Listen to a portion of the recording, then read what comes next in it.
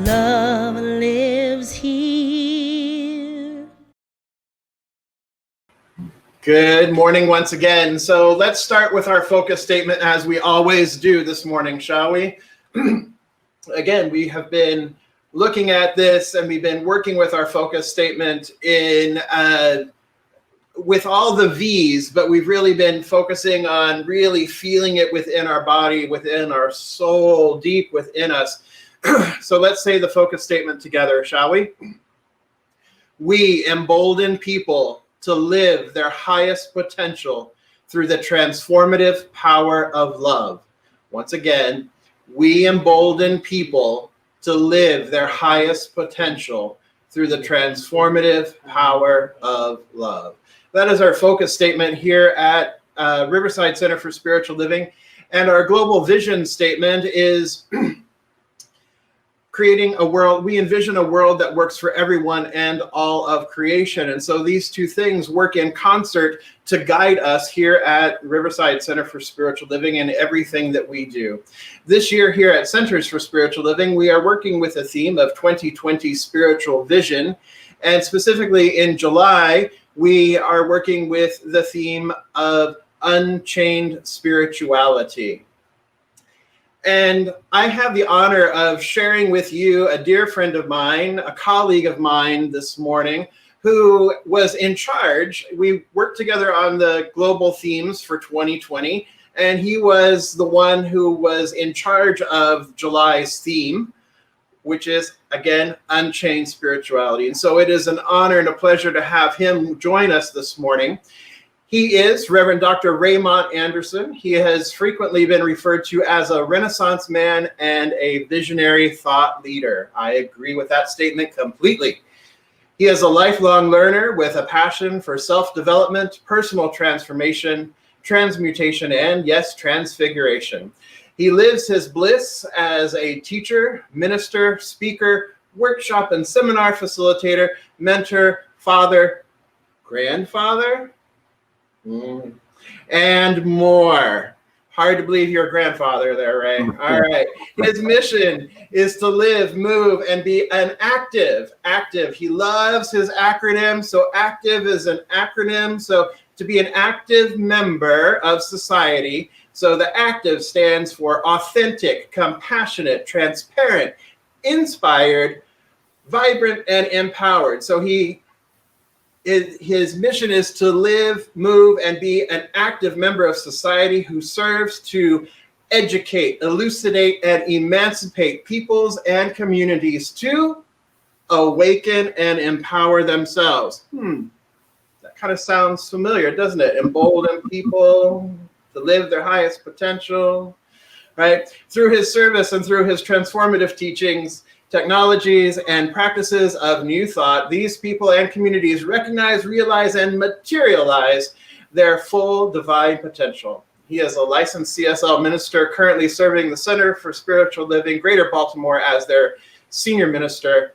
He is also an author, a visual artist, an ASL, performing artist, and so much more.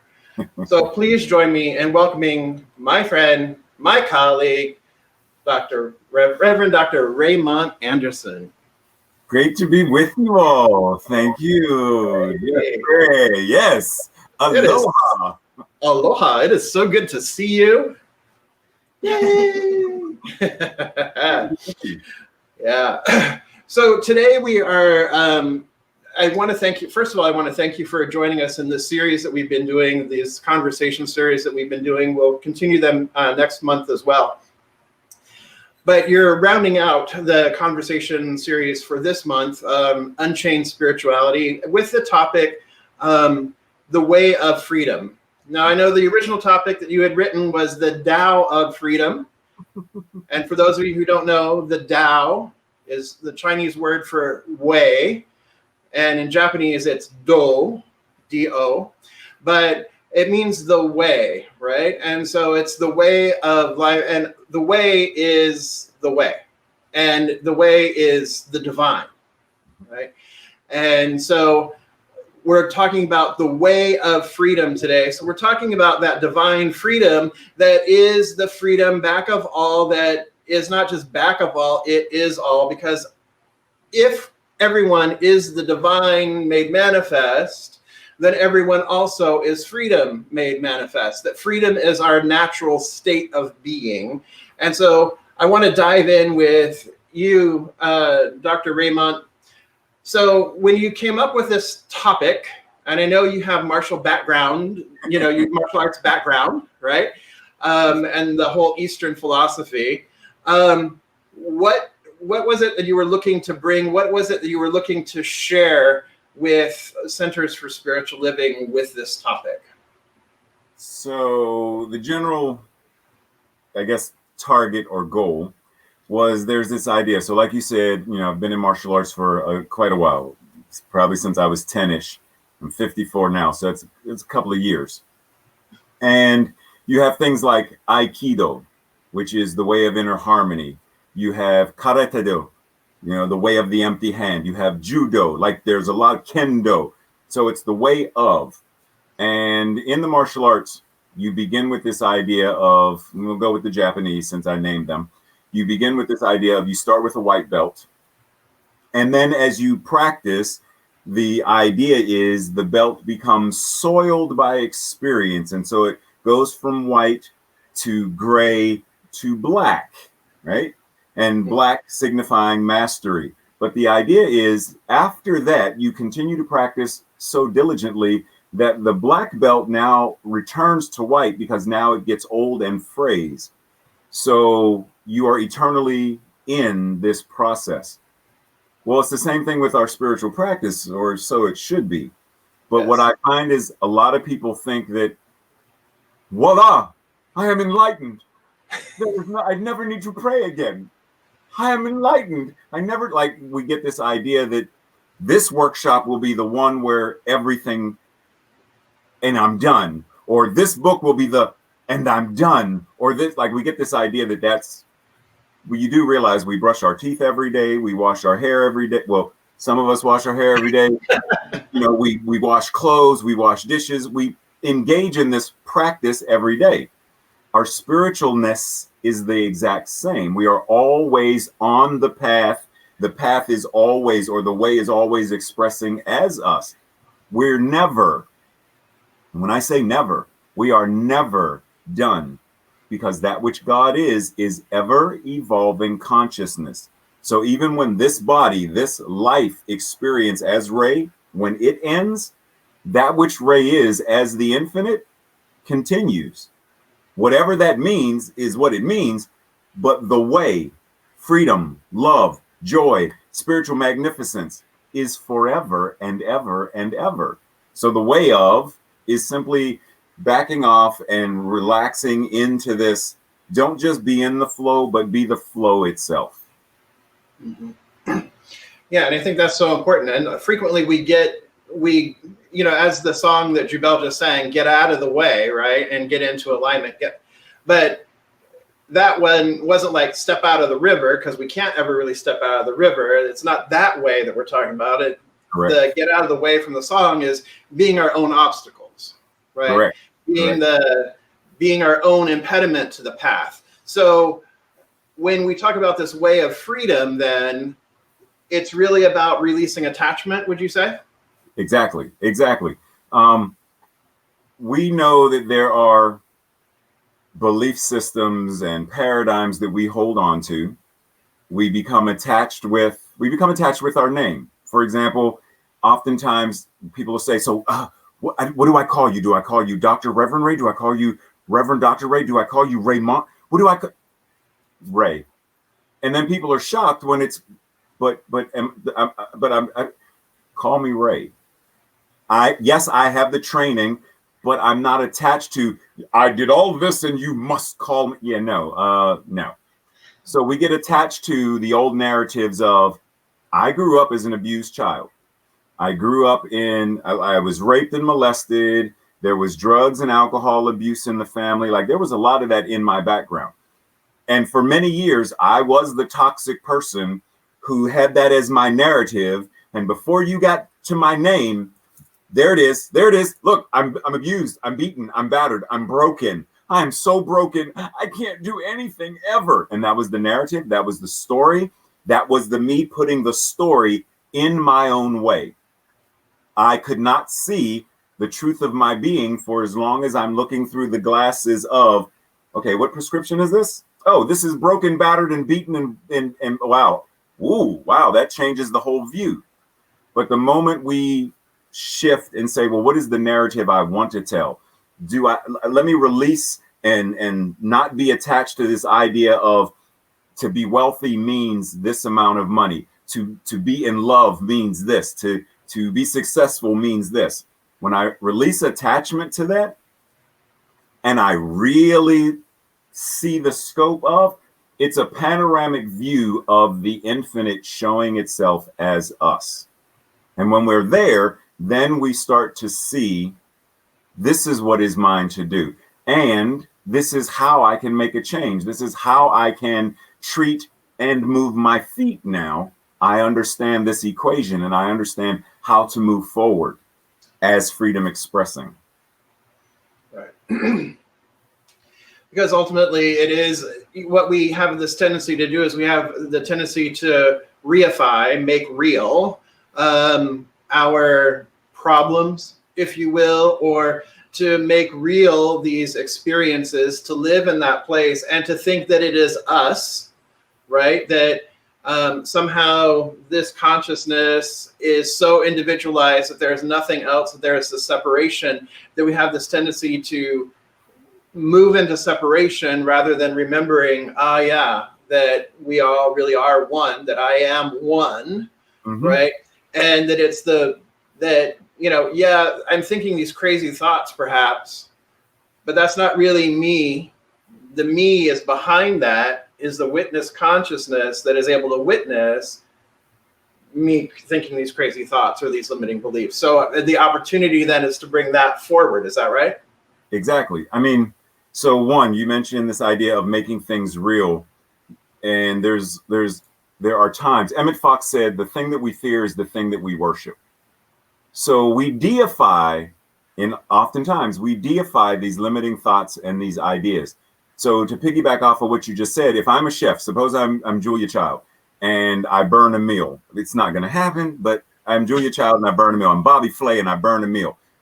Does me burning a meal now mean I am the burnt meal? Does it mean I am now an inept, incompetent cook? Or does it simply mean, oh, something happened and the meal is burnt and I start over? Well, it's no different with our thinking. Just because I think this thought about this, a burnt life, a burnt experience, a burnt relationship, whatever it is, if I detach and witness it and see it the same way I see a burnt meal, then it's, oh, well, that's inedible. It's not going to taste good. It's not going to feel good. Let me get rid of it and start fresh. Get new ingredients, new beliefs, get new spices, new paradigms, get new cookware, whatever it is, the vessel, the practice, and put it together again. We always have the opportunity to start fresh, to start anew, to manifest and demonstrate the lives that we want. But in order to do that, in order to have a new tissue, to not keep using the same tissue over and over, because eventually this tissue is going to be dirty. If I want a new tissue, then I have to be willing to let go of the old and pull a new one out of the box. If I want a new life, if I want a new experience, then I have to be willing to let go of the old experience, let go of the old thoughts that aren't life affirming in order to replace them with those that are. And that really is where the freedom lies, right? 100%. Yeah. It's Michael Beckwith says 100% of spiritual growth is in the letting go, right? Is in the releasing the attachment, the releasing the attachment to outcome, perhaps, to release the expectations of something looking a very specific way, and to relax and to allow spirit itself to come forward, and then to be present with that, to be present in the flow of that, and be like, wow, this is, and our practice of visioning is based the same way, right? Is that, wow, this is something greater than I could have ever conceived of, because I went with what is unfolding, because the universe is unfolding for our highest good, always and in all ways. And if something isn't feeling good, then there's that opportunity to like, all right, let's release this, let's surrender this. We don't have to keep going back to that relationship. We don't have to keep fighting for our limitations. We don't have to keep fighting for that. Just breathe. Exactly. A huge part of our spirituality, spiritual practice, spiritual growth, evolution, whatever you want to call it, is surrendering. You know, whenever I'm starting, usually when I'm starting a prayer or a meditation, I will get people to anchor into their breathing. Because for me, everything in our lived physical experience is a demonstration of how things work in spirit. So breathing is the same concept, where I'm not breathing me. I'm not consciously saying inhale and exhale. And then at some point I'm talking to you and it's like, oh, Jeffrey, I forgot to breathe. Like, it doesn't happen. So that means our bodies are intelligent enough to do this thing called respiration. Okay, but spiritually, we know that what this is God breathing itself as us. Okay, so let's go back to breathing. When I'm breathing, do I hold on to the breath? Meaning, okay, so I'm going to breathe into my cup and save this for a rainy day. No, we breathe. We can't breathe tomorrow's breath. We can't breathe yesterday's breath. We can only breathe this one breath. I can't breathe two breaths, right? No, it's still only one. I'm trying to double time it, but it's one breath, and I'm breathing it in the now. So this breathing is a demonstration of how we are supposed to, or how we are invited to, engage in this spiritual practice as well. Surrender, allow, be mindful of the present, be in the present. When we do that with everything else, because this is where the power is, then we see the unfolding and the evolvement and that evolutionary shifting happening in this moment. Not tomorrow, not yesterday, but now. Absolutely. Because it's all about the here and now. There is no tomorrow. There is no yesterday. There's just that eternal now. Excuse me. So, so let's just, I love it, because I frequently remind our folks too that it is not I that is breathing, it is the spirit breathing me, maintaining and sustaining its beloved creation, that I of my own self do nothing, not even breathe, that I am being breathed.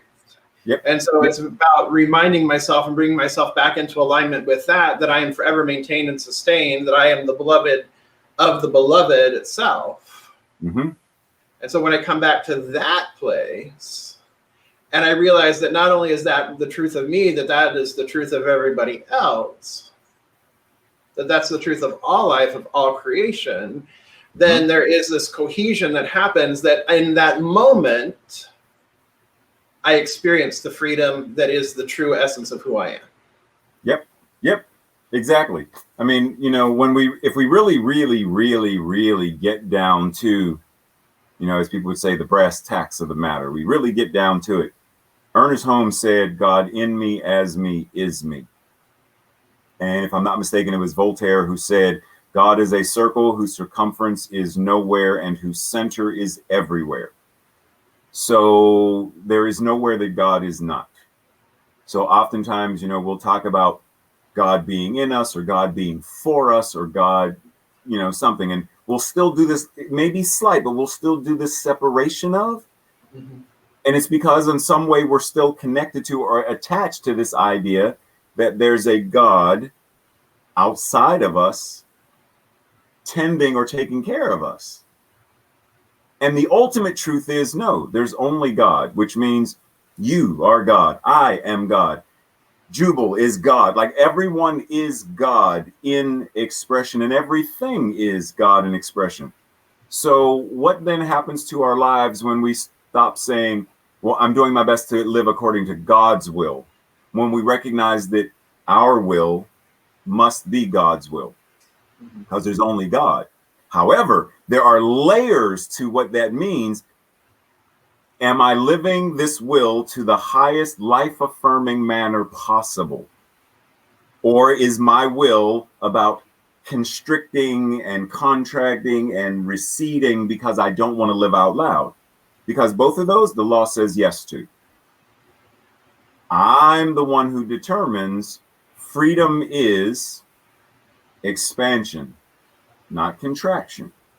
There are times when contraction is necessary because breathing, going back to it once again, the lungs contract so the air can be expelled. So there is a layer of divine contraction that is necessary. So it's mine to say, how am I engaging in this process? Is it life affirming or is it non-life affirming? Because I don't do the positive negative thing anymore, because like it tricks people up, because there is no, you have to have both for there to be power in a battery. So it's both and.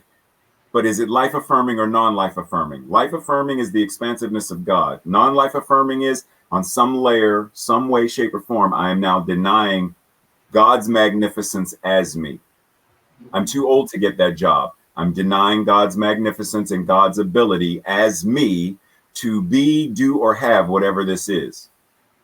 So let me surrender. What does it mean to surrender into and allow this idea that that which God is, I am?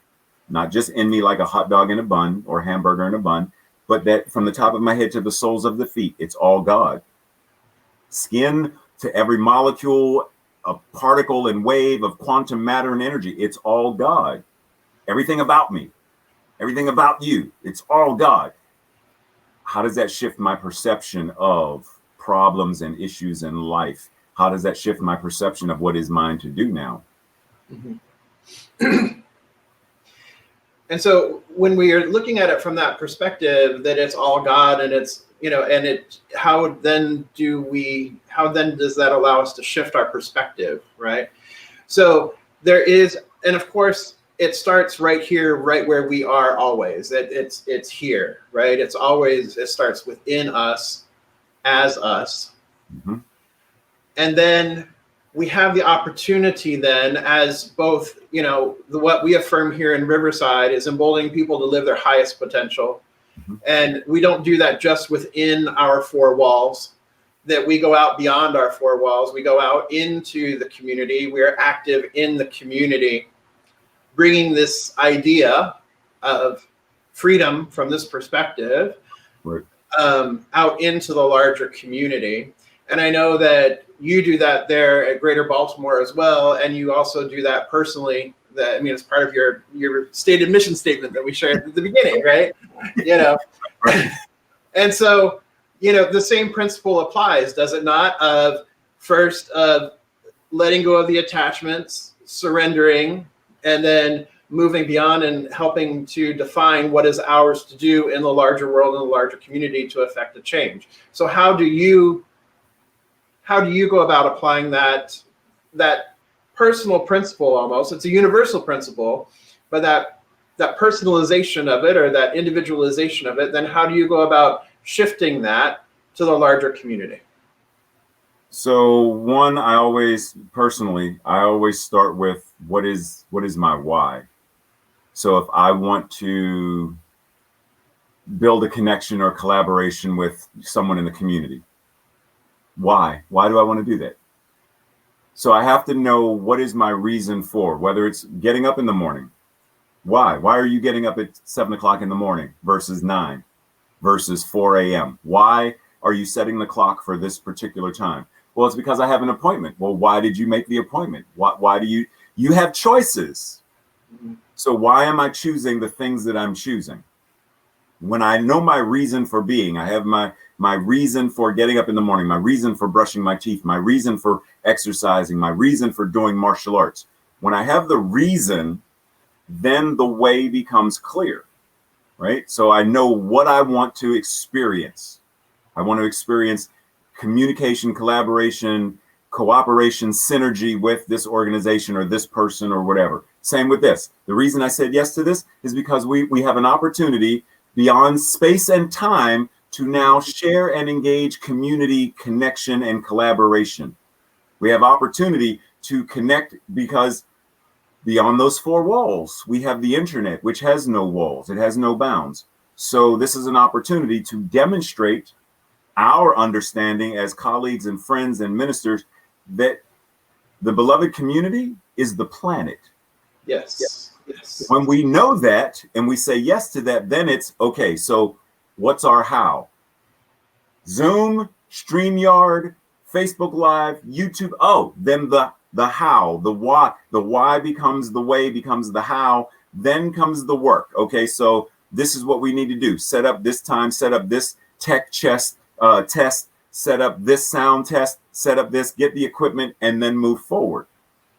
We need to do the same thing with everything else in our lives. So whatever that goal is, whether it's financial wealth and prosperity, physical health and wealth and prosperity, emotional health and wealth and prosperity, because we talk wealth, but wealth is about, can I live, move, and have my being as a healthy being? Mm-hmm. Wealth is about, can I love freely and expansively, or do I need to hide my love and be in the closet because? That's not freedom. So it's, how do I do this? So here's the blank slate. Here's the idea. Now, what am I writing into creation? What is my why? Why am I creating this? How do I now move forward and do this? What is mine to do to bring it together? If I want a salad and I don't have the means, I need to get the seeds, plant it, till the ground, pick my lettuce and my carrots and get the ingredient. Like, I have to do the work to do it. It's not going to just magically show up, right? And even if it's not me growing it, then it's me driving down to whatever restaurant and ordering it. There's still the movement piece. Or if it's, I'm calling Uber Eats. Hey, I need y'all to deliver me a set. Like, whatever it is, there's still the, what do I want? Why do I want it? Now, how do I make it come about? Mm-hmm. We get stuck in there because we're still, it's easy to plant the idea and it's easy to hope and it's easy to wish and it's easy. But the moment the work piece comes in, we love to disconnect and say, but, Reverend Jeffrey, that prayer, but. And if we argue for our butts, we get to sit on them. Nothing shifts, nothing changes. It's time to, get off the butt. Yes. Move. Hey, no laughing at me. But no, seriously, it's time. If we want to be free, yeah, exactly. It's time to move our butts out of the way and put an and in the place of it. And now move forward on the and, comma, move forward on that comma. Absolutely.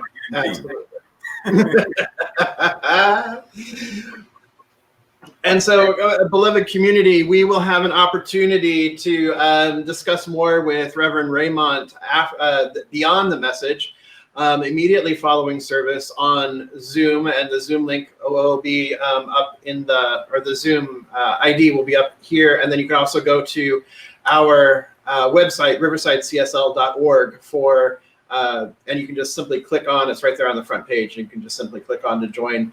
And something I want to discuss a little bit more when we are together beyond the message, yes, is really moving out into the community, as a community, moving out into the community, and as, a larger collective as Centers for Spiritual Living, what that means to use the same principle that the way of freedom that you've so beautifully laid out today, using that same way of freedom to really advance our communities and our larger organization, to really, because I know you and I agree on this, that we've got this technology, we've got this philosophy, we have this theology that is a liberation theology that people need to know about, that people, when we practice it individually and then we practice it collectively, we can make a huge shift. And this really is our opportunity right now, right here and right now in these times that we are living, to be out on the leading edge, to be out on the forefront,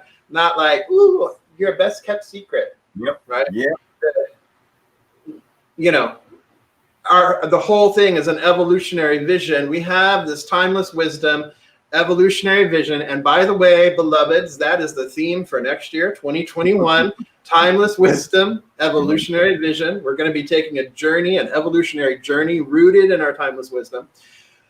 But that's really the opportunity that we have, is to really get out there, be visible, speak, and change, right? I mean, actually do the work that you're talking about, the why, the how, right? To do that out into the greater world. So I invite everybody to join us immediately following service. We'll be over on Zoom. Again, toward the end of service, you'll see the Zoom ID number there. And like I said, you can go to our website, riversidecsl.org. So Reverend Raymont, I want to, or Dr. Raymont, Ray, all the titles. And then simply Ray or Uncle Monty or whatever. I mean, so there you go. He's called Uncle Monty. Yeah. So I want to say thank you for being with us this morning here at Riverside. It is an honor and a pleasure. And I invite you now to please move us into spiritual mind treatment on the way of freedom. Exactly. So let us anchor in, as I said before, let us anchor into this breath, simply feeling the rise and fall of the chest and abdomen. Not trying to control it or micromanage the breath, but simply being present to it, recognizing that this body temple is intelligent enough to breathe itself, and that ultimately this breath, this divine and holy Ruach, is the breath of God breathing itself in, through, and as each and every one of us. And it is from this place of awareness and surrender that I speak what I know. There is only God. There is only love. There is only that which is the divine, holy, holy way. Living, moving, and having its beingness in, through, and as every aspect of creation.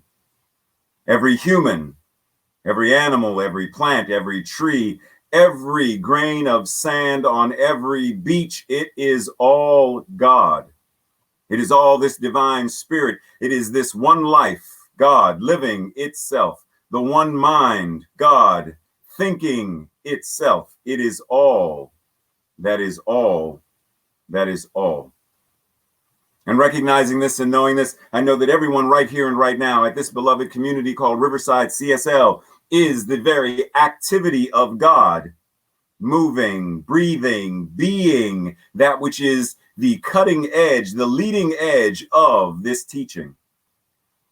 I speak this knowing that this prayer is not simply Raymont praying, but that this prayer is the infinite I am speaking itself into creation, speaking through itself, speaking about itself, and placing these words into the law of itself, recognizing that Reverend Jeffrey is the very divine emanation of God, that every single practitioner and every single congregant and everyone who works behind the scenes and in front of the scenes at Riverside CSL, that this entire community are bringers of light, bringers of love, to such a degree that every person that sees them and every person that they see sees the very face of God. That everyone that they speak to and everyone who speaks to them hears the very love and voice of God, the vibration of creation itself speaking. That everyone that they touch and everyone who touches them, when it's not 6 feet apart, that everyone who engages in this practice, that it is all feeling the love and the vibration of creation itself. And knowing this, then I know that right here and right now, that which God is, God being on the job, love being on the job, creation being on the job, that right now we are doing the mighty work of demonstrating, manifesting, and concretizing a world that works for all. Surrendered into the law that always says yes, the law that said yes before StreamYard, Zoom, and computers were ever created. Yes, the law that is saying yes right now, and the law that will forever and ever and ever say yes, yes to itself. Knowing that there is this one mind and this mind is God, I know that a world that works for all is already in the mind of God. It is already fully formed and fully functioning in the mind of God. And so right now, I simply stand back and marvel at God being God in expression, in, through, and as each and every one of us, in, through, and as all that is, every breath, every thought, every feeling, and every moment of walking the walk. It's all God. It's all good. It is divine freedom in expression. It is that. and so much more. Knowing this, I allow it to be what it already is, and together we declare this truth by saying, and so it is.